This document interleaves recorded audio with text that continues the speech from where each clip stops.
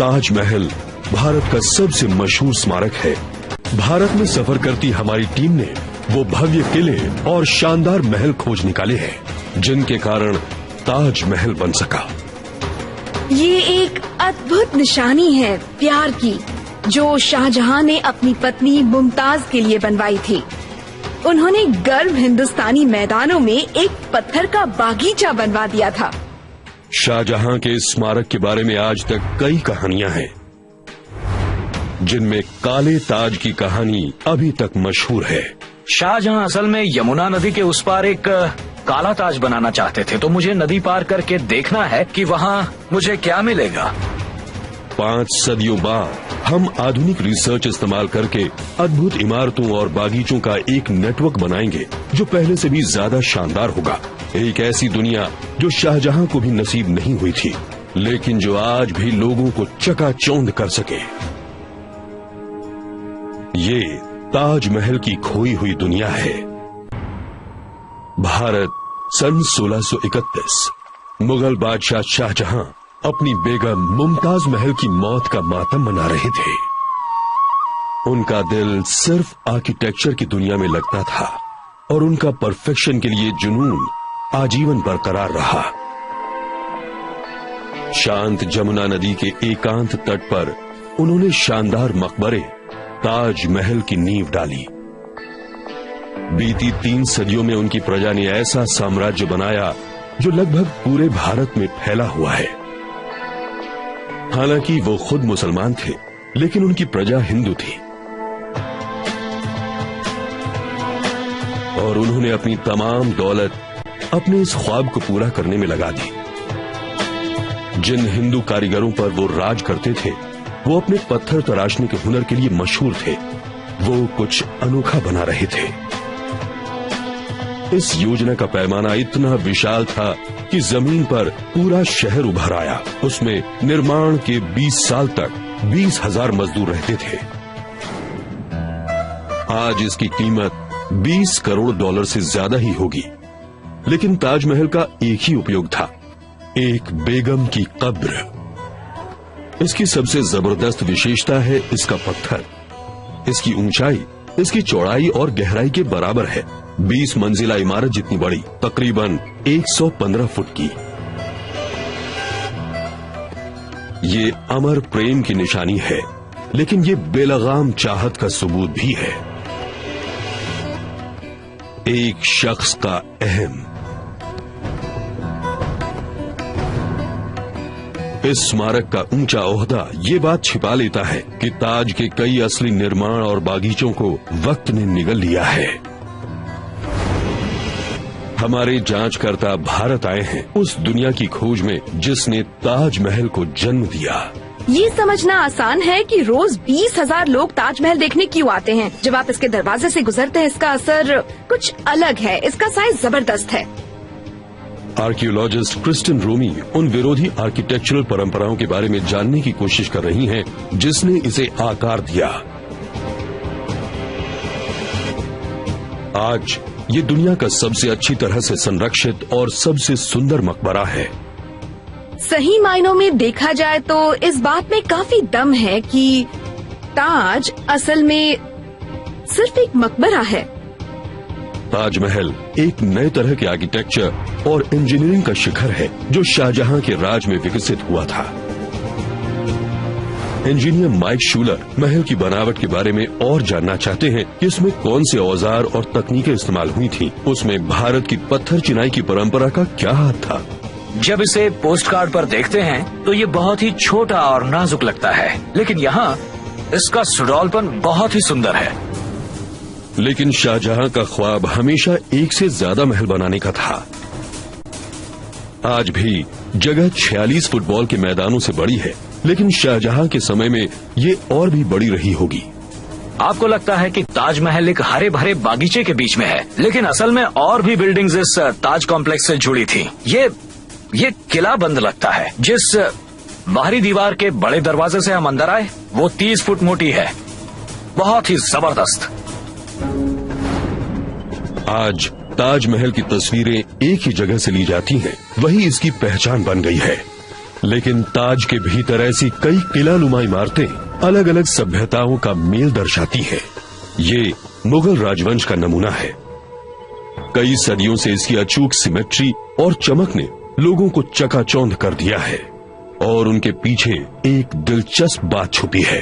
हजारों टूरिस्ट जो यहाँ रोज आते हैं वो ये नहीं जानते कि वो जो देख रहे हैं वो ताजमहल का पिछला हिस्सा है। दरअसल शाही दरवाजा उत्तर में है, नदी के किनारे। मुगल काल में नदी ही मुख्य रास्ता थी जो सारी शाही इमारतों को जोड़ती थी, और आज ज्यादातर टूरिस्ट ताज को वैसे नहीं देख पाते जैसा कि मुगल बादशाह ने चाहा था। शाहजहां और उनके शाही मेहमान तट पर बने चबूतरे से आते थे, जिसे बढ़ती नदी ने बहुत पहले ही नष्ट कर दिया। वो दरअसल नाव पर सवार होकर आते। अच्छा, ये हाईवे था, हाईवे उस जमाने का हाईवे। वो उसका इस्तेमाल खोजबीन। Doctor Imran Dylan Taj Mahal conservation project के हेड है। उन्होंने माइक को बताया कि कॉम्प्लेक्स को कैसे देखने के लिए बनाया गया था। और ये बिल्डिंग का मेन हिस्सा है, सामने का हिस्सा। यही वजह है कि आप देख सकते हैं इसे खूबसूरत जड़ाऊ काम और फूल पत्ती की नक्काशी से सजाया गया है। सुंदर सजावट है इसकी, बहुत खूब। ये जड़ाऊ काम शाहजहां के समय में चालाकी से छिपाया गया था। ये सिर्फ शाही आंखों के लिए था।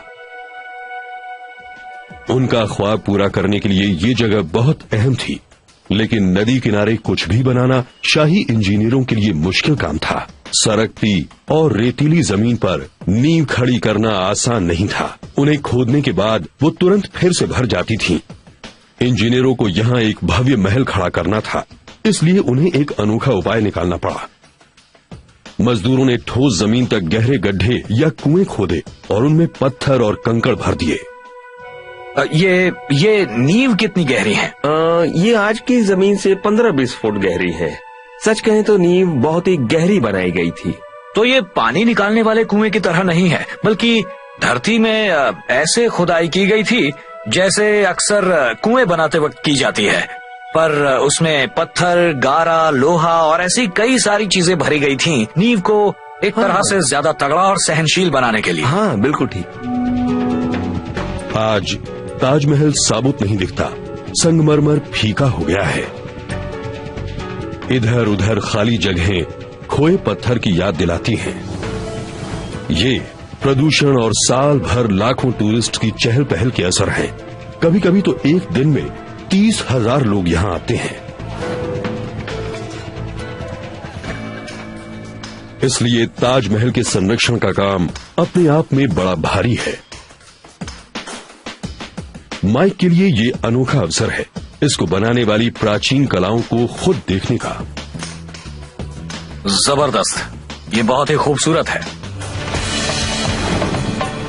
देखने से लगता है, लेकिन ताजमहल संगमरमर के ठोस ब्लॉक से नहीं बना है। उसे सादी ईंट से बनाया गया है और फिर उस पर संगमरमर या लाल सैंडस्टोन लगाया गया है।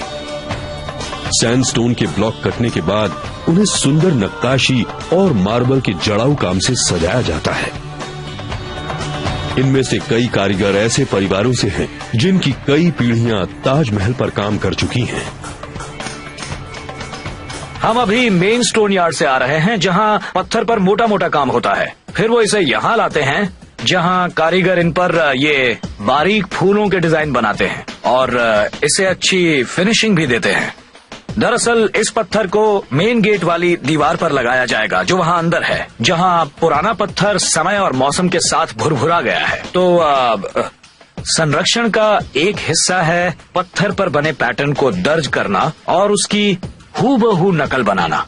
ये देखने में बड़ा महीन लगता है, कला का अच्छा नमूना है, लेकिन इन्हें बहुत मामूली औजारों से बनाया गया है जो दरअसल बहुत ही प्राचीन तरीका है। आधुनिक सुधार के नाम पर साधारण छेनी है जिसकी नोक पर सख्त स्टील है। बस बारीकियों पर गजब का ध्यान दिया गया है। संगमरमर को जड़ने के लिए पारंपरिक तौर से काटा जाता है। इसमें बहुत कारीगरी है। ओह, ये क्या है? ये धनुष की तरह दिखने वाली आरी है और ये पतले से तार से कुशलता के साथ पत्थर को काट रहे हैं। बहुत ही बारीक काम है। संगमरमर को रगड़ने की सरल तकनीक से काटा जाता है। इसमें रेत, पानी और पतली डोरी इस्तेमाल होती है। कंप्यूटर का यहाँ कोई काम नहीं। हर एक हिस्से को बड़ी मेहनत के साथ हाथ से बनाया जाता है। वाह, जरा ये देखिए, इसकी कारीगरी बिल्कुल अद्भुत है। यहाँ जो गारा इस्तेमाल होता है वो भी 300 साल पुरानी पारंपरिक विधि से बनता है। हो, ये पिछले 10 मिनट से पीस रही हैं, सारे कंकड़ों को तोड़कर महीन पाउडर बनाने के लिए। लेबोरेटरी में काफी जांच करने से पता चला कि ताज पर इस्तेमाल हुआ गारा आटे, शीरे, नींबू और संगमरमर की धूल से बना था। साथ ही साथ इसमें फलों का रस भी शामिल था। हाँ, ये पेस्ट जैसा है लेकिन बहुत महीन है, इसमें जरा भी कंकड़ नहीं। बहुत ही चिकना है, ये आपको बाजार में नहीं मिलेगा। ये बहुत खास है और कई 100 सालों से अपना काम बखूबी कर रहा है। प्राचीन तरीके से काम होता देखकर मुझे बड़ा मजा आ रहा है। 350 साल बीतने पर भी शाहजहां की विरासत मजबूत है। उस वक्त और आज भी कारीगर उनके प्रेम की यादगार की शान को बरकरार रखने के लिए मेहनत कर रहे हैं। लेकिन इसे बनाने में और लोगों का भी हाथ है। शाहजहां और उनका ताज दूसरे राजाओं और इमारतों के वंशज है। ताजमहल पर काम शुरू होने के 50 साल पहले शाहजहां के दादाजी अकबर द ग्रेट ने लाल सैंडस्टोन से एक विशाल दुर्ग बनाया था। अब गजब के महलों और अभेद्य किलों में हमारे जांचकर्ता ताजमहल का डीएनए ढूंढेंगे।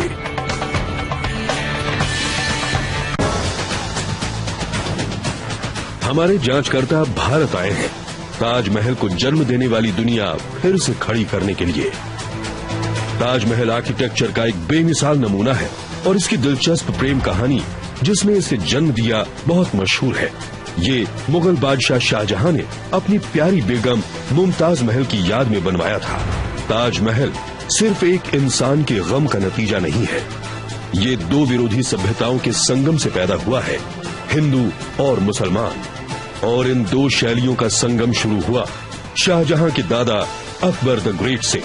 मुगल सल्तनत में उन्होंने सबसे ज्यादा निर्माण किए थे। अकबर ने अपना साम्राज्य महलों और किलों से भर दिया, अपनी प्रजा को चकाचौंध करने के लिए और अपने राज की शान बघारने के लिए। आर्कियोलॉजिस्ट क्रिस्टन रोमी ताजमहल से करीब 32 किलोमीटर दक्षिण पश्चिम की दिशा में अकबर की सबसे शानदार रचना फतेहपुर सीकरी शहर जा रही हैं। इस दुर्ग की बनावट बिल्कुल नई और दूरदर्शी थी। इसका काफी असर ताजमहल की बनावट पर भी पड़ा।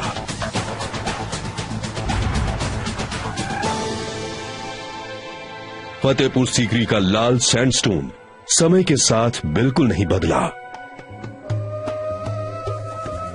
सन 1569 और 1585 के बीच में बनाया गया फतेहपुर सीकरी 4.5 सदियों से शांत पड़ा है। दरअसल सबसे खास बात फतेहपुर सीकरी की ये है कि यहाँ पर आपको जीवन के बहुत सारे सुराग नहीं मिलेंगे। ये बहुत साफ सुथरी साइट है, यहाँ ज्यादा मलबा नहीं पड़ा है और इस जगह से ये अंदाजा नहीं लगता कि कोई भी यहाँ जरा से भी वक्त के लिए ठहरा हो। सिर्फ 16 साल के बाद अपर्याप्त पानी की सुविधा यहाँ की आबादी का पोषण नहीं कर सकी और इसे छोड़ दिया गया। अगर आप आसपास की बिल्डिंग्स देखें तो ये बहुत बड़ी लगती हैं, विशाल हाँ। और खाली। क्रिस्टन लोकल आर्कियोलॉजिस्ट डॉक्टर मक्खन लाल से उस छोटे अरसे की बात कर रही हैं जब अकबर का ये शहर मुगल सल्तनत का केंद्र था। फतेहपुर सीकरी धंधे और व्यापार का केंद्र था। दुनिया भर से व्यापारी यहाँ अपना सामान बेचने आते थे। यहाँ सोने, मसालों और बढ़िया सिल्क का व्यापार होता था। दुर्ग के बाहर बड़ी दीवारों से सुरक्षित और साफ सुथरी दुकानों की एक कतार मुख्य मार्ग के किनारे लगती थी। वहाँ दूर तक दुकानें होती थीं। ओह अच्छा, ये एक दुकान है। ये थोड़ी जी। छोटी हैं। ये छोटी है लेकिन इनमें कई विशेष तरह की दुकानें थीं। तो आपके मुताबिक दुकानदार यहाँ सामने जी रहता हाँ, होगा? दुकानदार सामने बैठता था, खरीदार ठीक यहाँ बैठते थे और मोल भाव करते थे, बातचीत करते थे कि कौन सा सामान खरीदना है। सबसे महंगी चीजें एक शानदार चौक में बिकती थीं, जहाँ एक बड़ा सैंडस्टोन का दरवाजा था। ये चौक जरा आकर्षक लग रहा है। हाँ, ये कुछ खास चीजों के लिए था, जैसे ऐशो आराम की चीजें।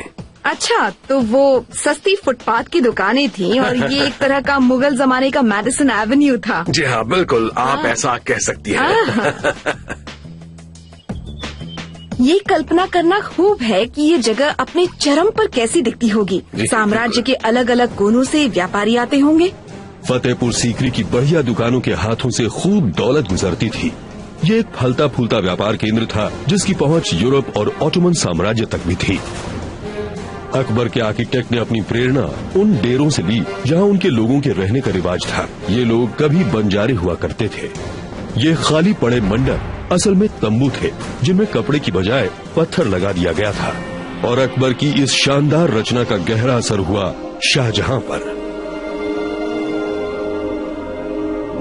उन्होंने भी अपने किलों और महलों में लाल सैंडस्टोन इस्तेमाल किया। भारत की पत्थर तराशने की परंपरा दुनिया में सबसे कुशल मानी जाती है। भारत में 10वीं सदी से पहले ही पत्थर के कारीगरों ने भव्य मंदिर बनाए थे जिनको भगवान, अप्सराओं और जानवरों की असल मूर्तियों से सजाया था। जब अकबर ने फतेहपुर सीकरी की नींव डाली तब उन्हें लोकल भारतीय कारीगरों की कला का पूरा अंदाजा था। कारीगर अपनी कला आगे की पीढ़ियों को सिखा जाते थे और आज वही कुशलता जिससे शहर बना उसे संजोए रखने के काम आ रही है। क्योंकि ये तरीका नहीं बदला, माइक शूलर को ये देखने का मौका मिल रहा है कि सदियों पहले काम कैसे होता था।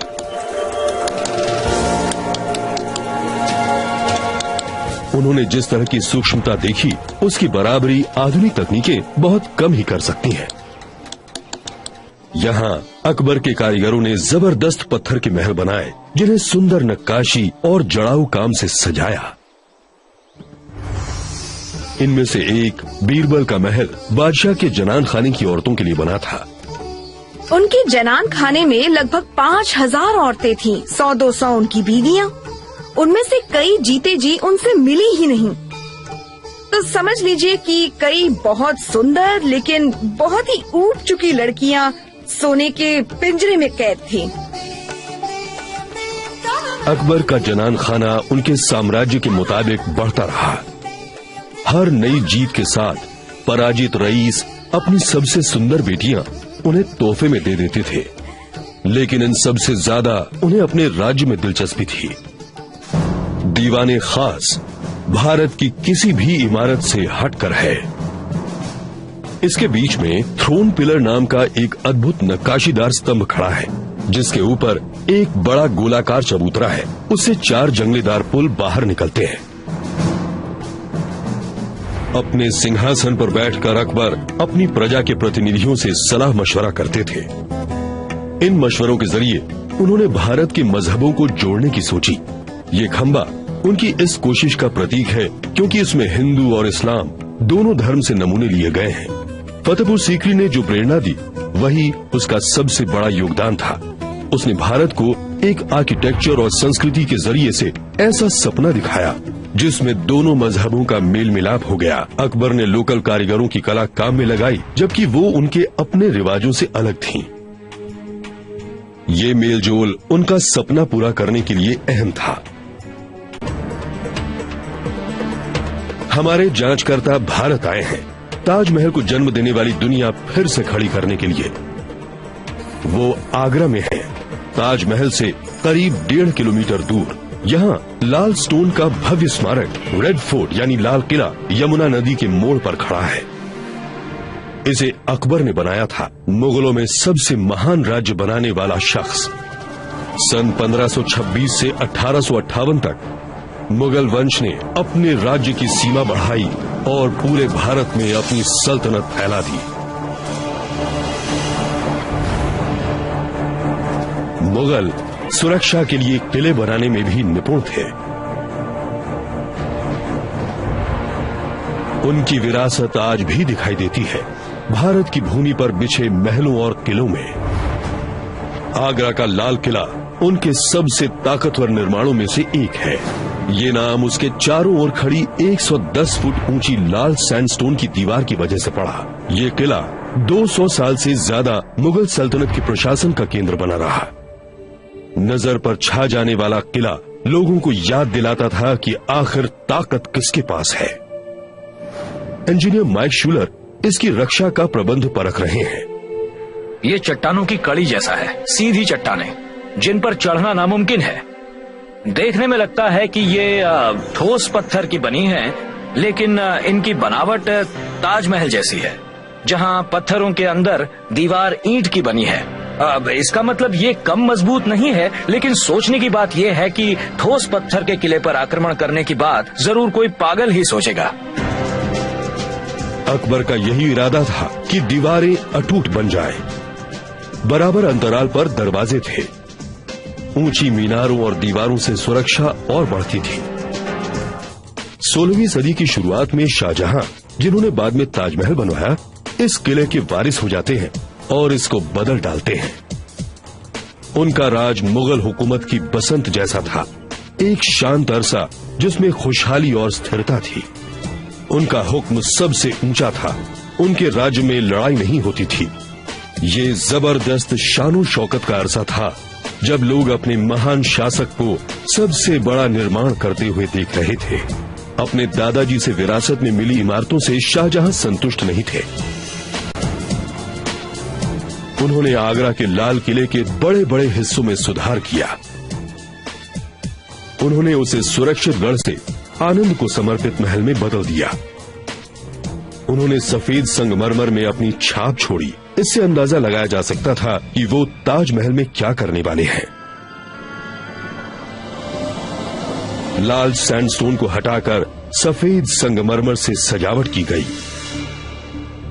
जहां अकबर के निर्माणों ने अनेकता को अपनाया था, शाहजहां की शैली में एक नई तरतीब में विश्वास दिखता था।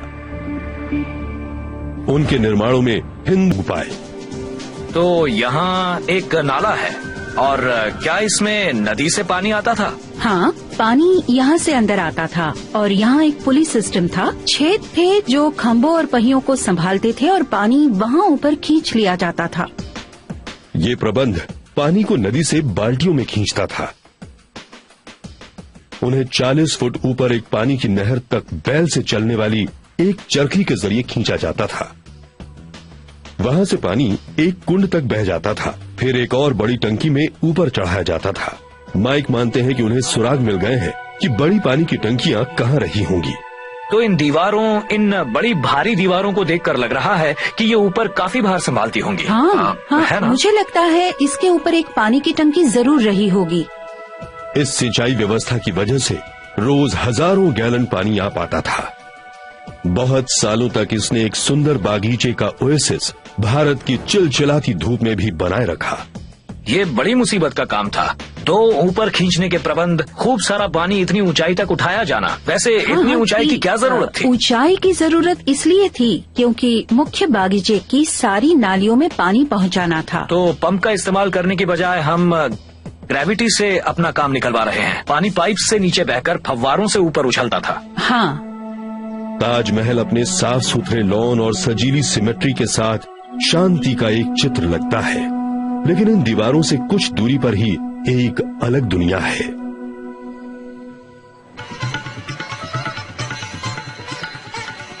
पुरानी दुकानों और सस्ते सराय से भरा हुआ ये इलाका कहलाता है ताजगंज। बहुत से टूरिस्ट ये नहीं जानते हैं कि ये पतली गलियां कभी ताजमहल के इलाके का जरूरी हिस्सा हुआ करती थी, जिसे कारवां सराय कहते थे। क्रिश्चियन रोमी आर्कियोलॉजिस्ट जॉन फ्रिथ से मिली, जिन्होंने ताजमहल के परिसर के असली नक्शे को बनाने में 10 साल गुजारे हैं। कारवां सराय सफर करते हुए व्यापारियों के ठहरने और उनके माल को रखने की सुरक्षित जगह थी। ये जगह व्यापार का केंद्र थे। शाहजहां चाहते थे कि लोग ताजमहल को देखें। वो चाहते थे कि लोग उससे प्रभावित हों। इस महल को बनाते वक्त शाहजहां मकबरे से कुछ ज्यादा बना रहे थे। ताज का परिसर शहर के अंदर एक शहर था। इन सड़कों की उथल पुथल में भी हमें शाहजहां के खोए कारवां सराय के सुराग मिल जाते हैं। आप देख सकते हैं कि इसमें 2 आर्चेस हैं और यहाँ सपाट छत है। गलियों और गलियारों से होते हुए उन्हें कुछ अस्थायी दुकानें मिली जहां कभी व्यापार की हलचल रहा करती थी। जरा इसे देखिए, वाह! ये गजब की बात है कि इस तरह की जगह आज भी आगरा में छिपी हुई है। लोगों ने इस जगह को संभाल कर रखा है। हम देख सकते हैं कि ईव्स और ब्रैकेट्स अच्छी तरह से संजोए हैं जो शाहजहां के समय के हैं। वाह! हाँ, बहुत बढ़िया, बहुत बढ़िया। हाँ। हमारे जांचकर्ताओं ने पाया कि ताजमहल एक विशाल परिसर था, कई समृद्ध निशानियां समेटे, जिसका कारवांसराय के व्यापारी समर्थन करते थे। अब ये जो खोज रहे हैं वो आसानी से हाथ नहीं आएगा। दुनिया की सबसे मशहूर इमारत होने के नाते ताजमहल के बारे में कई कहानियां हैं। उनमें से काले ताज की कहानी आज भी सबसे ज्यादा दिलचस्प है। तो कहानी ये है कि शाहजहां असल में एक और ताज, काला ताज, यमुना नदी के उस पार बनाना चाहते थे जो ताजमहल के ठीक सामने होता। तो मैं नदी पार करके देखूंगा कि वहाँ मुझे क्या मिलता है। माइक शूलर पानी पर सवार होकर उस पार जा रहे हैं। क्या काले ताज के अवशेष नदी के उस पार है, अब तक अनदेखे? जो कहावत आज भी टूर गाइड सुनाते हैं वो ये है कि मुगल बादशाह शाहजहां काले संगमरमर का एक दूसरा मकबरा ताज के सामने ही नदी के उत्तरी किनारे पर बनाना चाहते थे। टूर गाइड कहते हैं कि शाहजहां के बेटे ने उसका काला रूप बनाने से पहले ही अपने पिता का तख्ता पलट दिया। कई लोगों ने यह दावा भी किया है कि उन्हें काले संगमरमर के टुकड़े मिले जो शायद काले ताज की अधूरी नींव हो सकते हैं। लेकिन उन हजारों टूरिस्ट को जो ताज के खेमों से नदी के उस पार देखते हैं, बंजर धरती से ज्यादा कुछ नजर नहीं आता।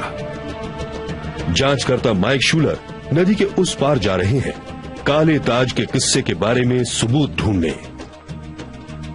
आर्कियोलॉजिस्ट जॉन फिट्स नदी के उस पार माइक से मिलते हैं। उन्होंने यहाँ के खंडहर में 10 साल खुदाई की है और क्योंकि उन्हें कोई ठोस सबूत नहीं मिला, इसलिए वो मानते हैं कि काले ताज की कहानी मनगढ़ंत है।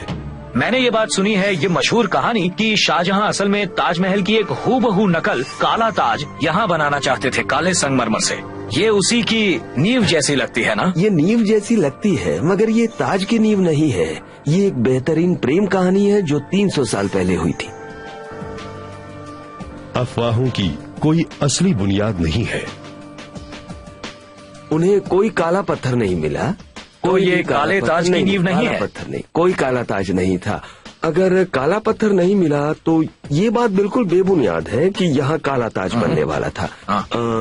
दरअसल ये लोगों की बनाई हुई मनगढ़ंत कहानियां हैं और कुछ नहीं। लेकिन उन्हें अपनी जांच में पता चला कि शाहजहां नदी के इस पार कोई निर्माण करना चाहते थे। एक और इमारत नहीं बल्कि वो मेहताब बाग यानी मूनलाइट गार्डन बनाना चाहते थे। यहाँ एक भव्य 8 कोनों वाला फव्वारा हुआ करता था, एक विशाल कुंड जिसमें से करीब 25 फव्वारे निकला करते थे। यहाँ दरबार भी लगता था और शाहजहां को खासकर इस कुंड के उत्तरी छोर पर बने मंडप में बैठ रहते होंगे और खुशबूदार फूल तन मन सुगंधित करते होंगे। और ये पहले से ही निश्चित था कि शाहजहां बाग में शाही बेड़े पर नदी के जरिए प्रवेश करेंगे। बादशाह उस ओर से मेहताब बाग आते थे, यानी ये वही सीढ़ियां हो सकती हैं जिनसे बादशाह नीचे उतरते थे। तो मैं शाहजहां की निजी सीढ़ी पर खड़ा हूं, शाही सीढ़ी पर। बिल्कुल, और ये बहुत ही बढ़िया है।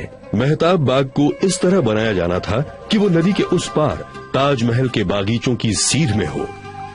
इस बाग के बारे में एक अहम बात है जो इसके अनुभव को खास बना देती है, और वो ये कि ये ताजमहल की ठीक सीध में बना है और समानता में भी ताज के अंदर से होते हुए, तालाब से होते हुए उत्तर के दरवाजे के फव्वारे तक। मैं देख रहा हूँ कि इस कोने के खेमे भी ताजमहल के पूर्वी छोर की बिल्कुल सीध में है। इस बाग का अहाता बिल्कुल ताजमहल के बागीचे की चौड़ाई का है।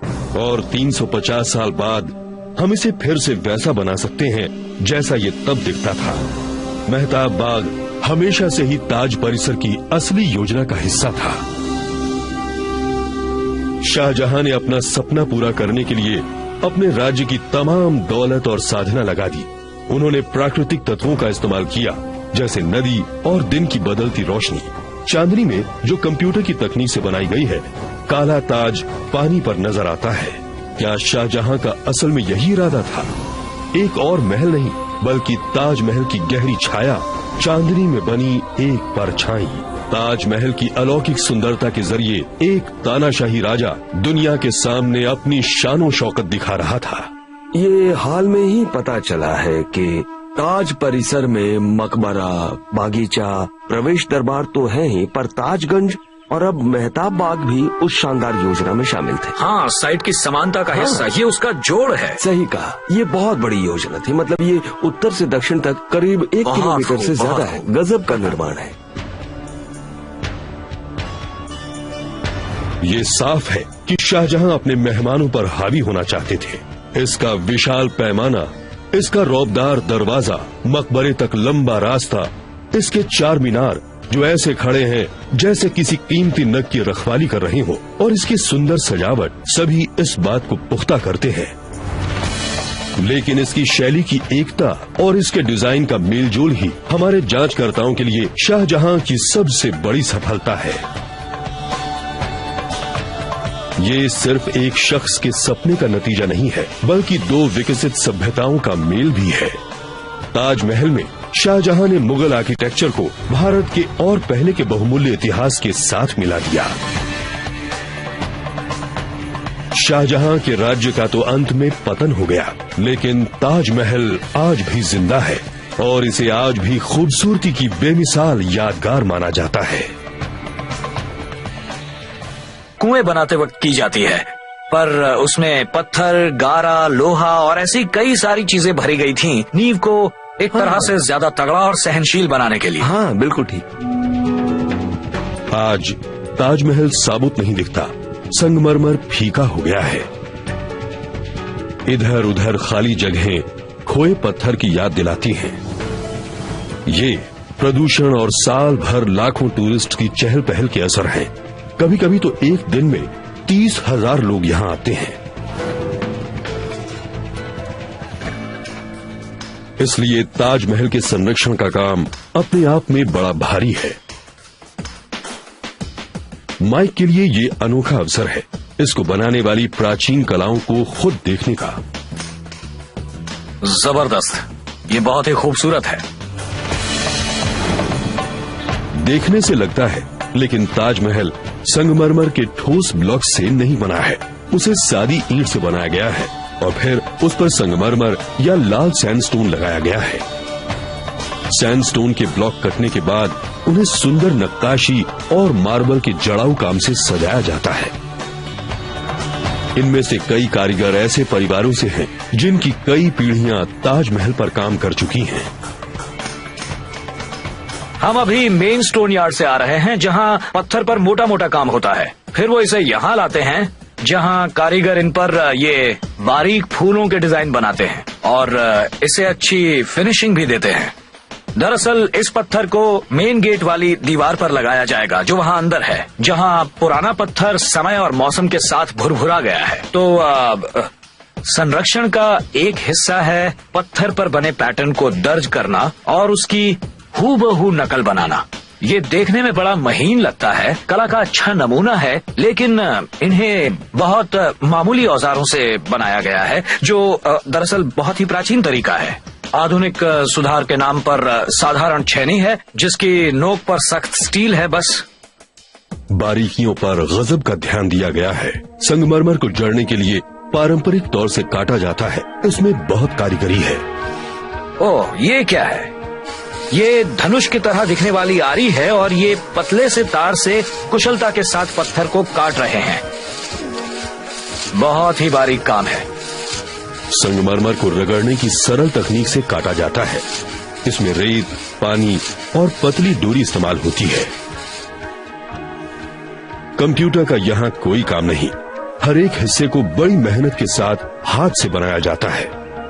वाह, जरा ये देखिए, इसकी कारीगरी बिल्कुल अद्भुत है।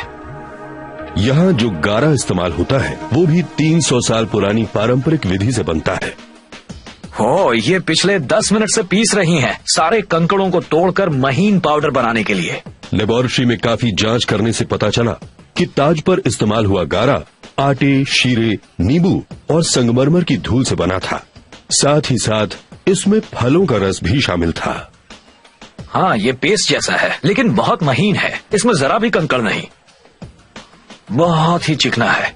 ये आपको बाजार में नहीं मिलेगा। ये बहुत खास है और कई 100 सालों से अपना काम बखूबी कर रहा है। ताजमहल भारत का सबसे मशहूर स्मारक है। भारत में सफर करती हमारी टीम ने वो भव्य किले और शानदार महल खोज निकाले हैं, जिनके कारण ताजमहल बन सका। ये एक अद्भुत निशानी है प्यार की, जो शाहजहां ने अपनी पत्नी मुमताज के लिए बनवाई थी। उन्होंने गर्म हिंदुस्तानी मैदानों में एक पत्थर का बागीचा बनवा दिया था। शाहजहां के इस स्मारक के बारे में आज तक कई कहानियां हैं, जिनमें काले ताज की कहानी अभी तक मशहूर है। शाहजहां असल में यमुना नदी के उस पार एक काला ताज बनाना चाहते थे, तो मुझे नदी पार करके देखना है कि वहाँ मुझे क्या मिलेगा। 5 सदियों बाद हम आधुनिक रिसर्च इस्तेमाल करके अद्भुत इमारतों और बागीचों का एक नेटवर्क बनाएंगे, जो पहले से भी ज्यादा शानदार होगा। एक ऐसी दुनिया जो शाहजहां को भी नसीब नहीं हुई थी, लेकिन जो आज भी लोगों को चकाचौंध कर सके। ये ताजमहल की खोई हुई दुनिया है। भारत सन 1631। मुगल बादशाह शाहजहां अपनी बेगम मुमताज महल की मौत का मातम मना रहे थे। उनका दिल सिर्फ आर्किटेक्चर की दुनिया में लगता था और उनका परफेक्शन के लिए जुनून आजीवन बरकरार रहा। शांत जमुना नदी के एकांत तट पर उन्होंने शानदार मकबरे ताजमहल की नींव डाली। बीती 3 सदियों में उनकी प्रजा ने ऐसा साम्राज्य बनाया जो लगभग पूरे भारत में फैला हुआ है। हालांकि वो खुद मुसलमान थे, लेकिन उनकी प्रजा हिंदू थी और उन्होंने अपनी तमाम दौलत अपने इस ख्वाब को पूरा करने में लगा दी। जिन हिंदू कारीगरों पर वो राज करते थे, वो अपने पत्थर तराशने के हुनर के लिए मशहूर थे। वो कुछ अनोखा बना रहे थे। इस योजना का पैमाना इतना विशाल था कि जमीन पर पूरा शहर उभर आया। उसमें निर्माण के 20 साल तक 20,000 मजदूर रहते थे। आज इसकी कीमत 20 करोड़ डॉलर से ज्यादा ही होगी। लेकिन ताजमहल का एक ही उपयोग था, एक बेगम की कब्र। इसकी सबसे जबरदस्त विशेषता है इसका पत्थर। इसकी ऊंचाई इसकी चौड़ाई और गहराई के बराबर है। 20 मंजिला इमारत जितनी बड़ी, तकरीबन 115 फुट की। ये अमर प्रेम की निशानी है, लेकिन ये बेलगाम चाहत का सबूत भी है। एक शख्स का अहम। इस स्मारक का ऊंचा ओहदा ये बात छिपा लेता है कि ताज के कई असली निर्माण और बागीचों को वक्त ने निगल लिया है। हमारे जांचकर्ता भारत आए हैं उस दुनिया की खोज में जिसने ताजमहल को जन्म दिया। ये समझना आसान है कि रोज 20,000 लोग ताजमहल देखने क्यों आते हैं। जब आप इसके दरवाजे से गुजरते हैं, इसका असर कुछ अलग है। इसका साइज जबरदस्त है। आर्कियोलॉजिस्ट क्रिस्टिन रोमी उन विरोधी आर्किटेक्चरल परंपराओं के बारे में जानने की कोशिश कर रही हैं, जिसने इसे आकार दिया। प्राचीन तरीके से काम होता देखकर मुझे बड़ा मजा आ रहा है। 350 साल बीतने पर भी शाहजहां की विरासत मजबूत है। उस वक्त और आज भी कारीगर उनके प्रेम की यादगार की शान को बरकरार रखने के लिए मेहनत कर रहे हैं। लेकिन इसे बनाने में और लोगों का भी हाथ है। शाहजहां और उनका ताज दूसरे राजाओं और इमारतों के वंशज है। ताजमहल पर काम शुरू होने के 50 साल पहले शाहजहां के दादाजी अकबर द ग्रेट ने लाल सैंडस्टोन से एक विशाल दुर्ग बनाया था। अब गजब के महलों और अभेद्य किलों में हमारे जांचकर्ता ताजमहल का डीएनए ढूंढेंगे।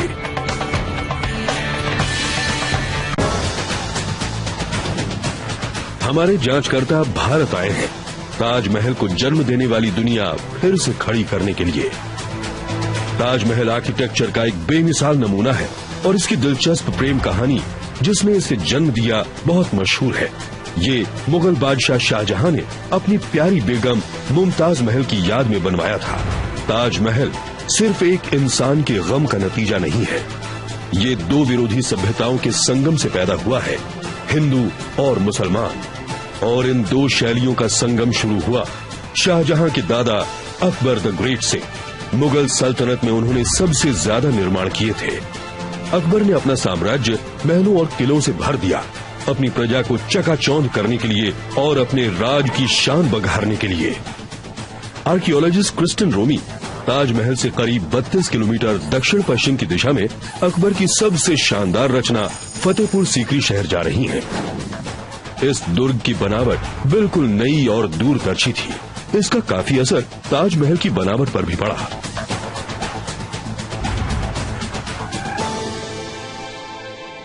फतेहपुर सीकरी का लाल सैंडस्टोन समय के साथ बिल्कुल नहीं बदला। सन 1569 और 1585 के बीच में बनाया गया फतेहपुर सीकरी 4.5 सदियों से शांत पड़ा है। दरअसल सबसे खास बात फतेहपुर सीकरी की ये है कि यहाँ पर आपको जीवन के बहुत सारे सुराग नहीं मिलेंगे। ये बहुत साफ सुथरी साइट है, यहाँ ज्यादा मलबा नहीं पड़ा है और इस जगह से ये अंदाजा नहीं लगता कि कोई भी यहाँ जरा से भी वक्त के लिए ठहरा हो। सिर्फ 16 साल के बाद अपर्याप्त पानी की सुविधा यहाँ की आबादी का पोषण नहीं कर सकी और इसे छोड़ दिया गया। अगर आप आसपास की बिल्डिंग्स देखें तो ये बहुत बड़ी लगती हैं, विशाल और खाली। क्रिस्टन लोकल आर्कियोलॉजिस्ट डॉक्टर मक्खन लाल से उस छोटे अरसे की बात कर रही हैं जब अकबर का ये शहर मुगल सल्तनत का केंद्र था। फतेहपुर सीकरी धंधे और व्यापार का केंद्र था। दुनिया भर से व्यापारी यहाँ अपना सामान बेचने आते थे। यहाँ सोने, मसालों और बढ़िया सिल्क का व्यापार होता था। दुर्ग के बाहर बड़ी दीवारों से सुरक्षित और साफ सुथरी दुकानों की एक कतार मुख्य मार्ग के किनारे लगती थी। वहाँ दूर तक दुकानें होती थीं। ओह अच्छा। ये एक दुकान है। ये थोड़ी छोटी हैं। ये छोटी है लेकिन इनमें कई विशेष तरह की दुकानें थीं। तो आपके मुताबिक दुकानदार यहाँ सामने रहता होगा? दुकानदार सामने बैठता था, खरीदार ठीक यहाँ बैठते थे और मोल भाव करते थे, बातचीत करते थे कि कौन सा सामान खरीदना है। सबसे महंगी चीजें एक शानदार चौक में बिकती थीं, जहाँ एक बड़ा सैंडस्टोन का दरवाजा था। ये चौक जरा आकर्षक लग रहा है। हाँ, ये कुछ खास चीजों के लिए था, जैसे ऐशो आराम की चीजें। अच्छा, तो वो सस्ती फुटपाथ की दुकानें थीं और ये एक तरह का मुगल जमाने का मैडिसन एवेन्यू था। जी हाँ, बिल्कुल, आप ऐसा कह सकती हैं। ये कल्पना करना खूब है कि ये जगह अपने चरम पर कैसी दिखती होगी। साम्राज्य के अलग अलग कोनों से व्यापारी आते होंगे। फतेहपुर सीकरी की बढ़िया दुकानों के हाथों से खूब दौलत गुजरती थी। ये एक फलता फूलता व्यापार केंद्र था जिसकी पहुंच यूरोप और ऑटोमन साम्राज्य तक भी थी। अकबर के आर्किटेक्ट ने अपनी प्रेरणा उन डेरों से ली जहां उनके लोगों के रहने का रिवाज था। ये लोग कभी बंजारे हुआ करते थे। ये खाली पड़े मंडप असल में तंबू थे जिनमें कपड़े की बजाय पत्थर लगा दिया गया था। और अकबर की इस शानदार रचना का गहरा असर हुआ शाहजहां पर। उन्होंने भी अपने किलों और महलों में लाल सैंडस्टोन इस्तेमाल किया। भारत की पत्थर तराशने की परंपरा दुनिया में सबसे कुशल मानी जाती है। भारत में 10वीं सदी से पहले ही पत्थर के कारीगरों ने भव्य मंदिर बनाए थे जिनको भगवान, अप्सराओं और जानवरों की असल मूर्तियों से सजाया था। जब अकबर ने फतेहपुर सीकरी की नींव डाली तब उन्हें लोकल भारतीय कारीगरों की कला का पूरा अंदाजा था। कारीगर अपनी कला आगे की पीढ़ियों को सिखा जाते थे और आज वही कुशलता जिससे शहर बना उसे संजोए रखने के काम आ रही है, क्योंकि ये तरीका नहीं बदला। माइक शूलर को ये देखने का मौका मिल रहा है कि सदियों पहले काम कैसे होता था।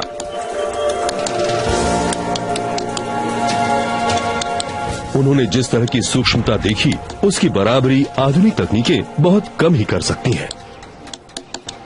यहाँ अकबर के कारीगरों ने जबरदस्त पत्थर के महल बनाए, जिन्हें सुंदर नक्काशी और जड़ाऊ काम से सजाया।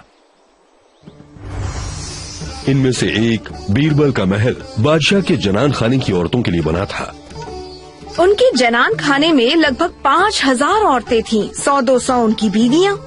उनमें से कई जीते जी उनसे मिली ही नहीं।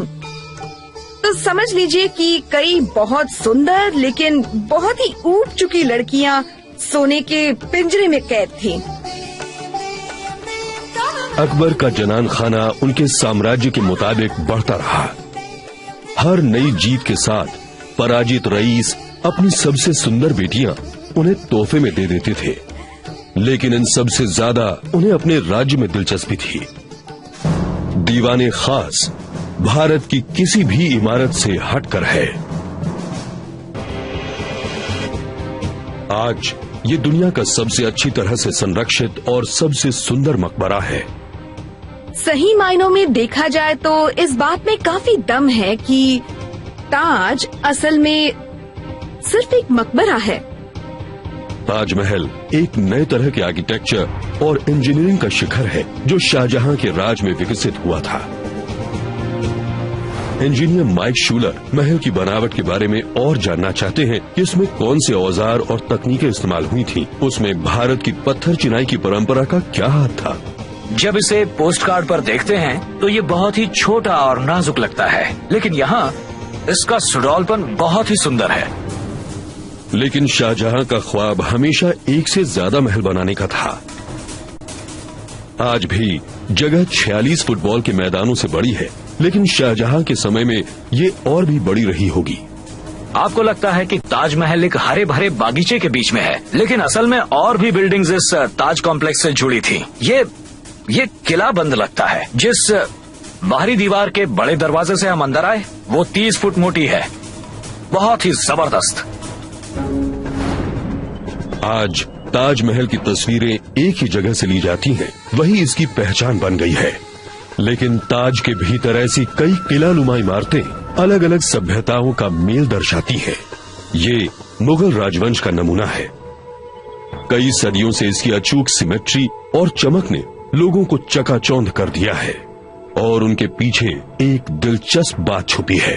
हजारों टूरिस्ट जो यहाँ रोज आते हैं, वो ये नहीं जानते कि वो जो देख रहे हैं वो ताजमहल का पिछला हिस्सा है। दरअसल शाही दरवाजा उत्तर में है, नदी के किनारे। मुगल काल में नदी ही मुख्य रास्ता थी, जो सारी शाही इमारतों को जोड़ती थी। और आज ज्यादातर टूरिस्ट ताज को वैसे नहीं देख पाते जैसा कि मुगल बादशाह ने चाहा था। शाहजहां और उनके शाही मेहमान तट पर बने चबूतरे से आते थे, जिसे बढ़ती नदी ने बहुत पहले ही नष्ट कर दिया। वो दरअसल नाव पर सवार होकर आते। अच्छा, ये हाईवे था, हाईवे उस जमाने का हाईवे। उसका इस्तेमाल खोजबीन। Doctor Imran Dylan Taj Mahal conservation project के हेड है। उन्होंने माइक को बताया कि कॉम्प्लेक्स को कैसे देखने के लिए बनाया गया था। और ये बिल्डिंग का मेन हिस्सा है, सामने का हिस्सा। यही वजह है कि आप देख सकते हैं इसे खूबसूरत जड़ाऊ काम और फूल पत्ती की नक्काशी से सजाया गया है। सुंदर सजावट है इसकी, बहुत खूब। ये जड़ाऊ काम शाहजहां के समय में चालाकी से छिपाया गया था। ये सिर्फ शाही आंखों के लिए था। उनका ख्वाब पूरा करने के लिए ये जगह बहुत अहम थी, लेकिन नदी किनारे कुछ भी बनाना शाही इंजीनियरों के लिए मुश्किल काम था। सरकती और रेतीली जमीन पर नींव खड़ी करना आसान नहीं था। उन्हें खोदने के बाद वो तुरंत फिर से भर जाती थीं। इंजीनियरों को यहाँ एक भव्य महल खड़ा करना था, इसलिए उन्हें एक अनोखा उपाय निकालना पड़ा। मजदूरों ने ठोस जमीन तक गहरे गड्ढे या कुएं खोदे और उनमें पत्थर और कंकड़ भर दिए। ये नींव कितनी गहरी है? ये आज की जमीन से 15-20 फुट गहरी है। सच कहें तो नींव बहुत ही गहरी बनाई गई थी। तो ये पानी निकालने वाले कुएं की तरह नहीं है, बल्कि धरती में ऐसे खुदाई की गई थी जैसे अक्सर